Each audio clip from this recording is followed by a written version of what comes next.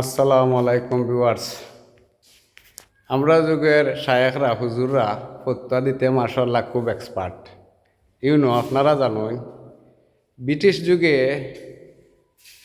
হুজুর হলে ফতোয়া দিতা ইংলিশ শিক্ষা ভাষা শিক্ষা হারাম, অথচ কুরআন হাদিসের কোনো ভাষারে কোনো জাতির কোনো ভাষারে হারাম বা নাজাইজ হওয়া হয়েছে না। কই থাকি যে তারা ইটা মাসলা মাসাইল হয় আল্লাহ আলাম আল্লাহ বালা জানেন।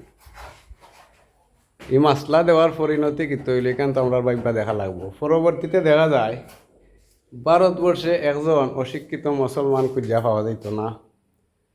এই মাসলা দেওয়ার কারণে পরবর্তীতে মুসলমানরা শিক্ষা দীক্ষায় জ্ঞান বিজ্ঞানে পিছিয়ে পড়লো, অন্য জাতিরা শিক্ষা দীক্ষায় তারা অ্যাডভান্স হয়ে গেল।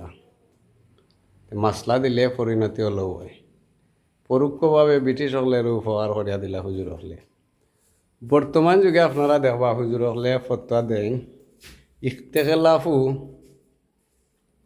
উলামাউ রাহমাতুল্লিল উম্মা, অর্থাৎ উলামা হলের ইখতিলাফ হইল গিয়া উম্মতের জন্য রহমত। এই যে ফতোয়াটা এটা তো আমি স্টাডি করে কোরআন হাদিস কোনো পাইছি না। আপনারা কেউ যদি জানা থাকে ইনশাল্লাহ কমেন্ট বক্সে জানাইবা হই থাকি যে তারা এই ফতোয়া মাসলা আবিষ্কার করেন।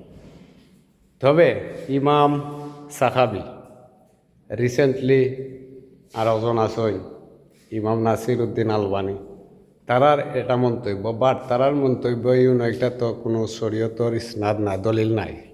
আপনার দলিল দিতেই বা কোরআন অথবা সহিহ হাদিস। ইনশাল্লাহ আপনারা যদি কোনো কোরআন বা সহিহ হাদিস পান জানাইবা, আমার স্টাডিতে আমি পাইছি না।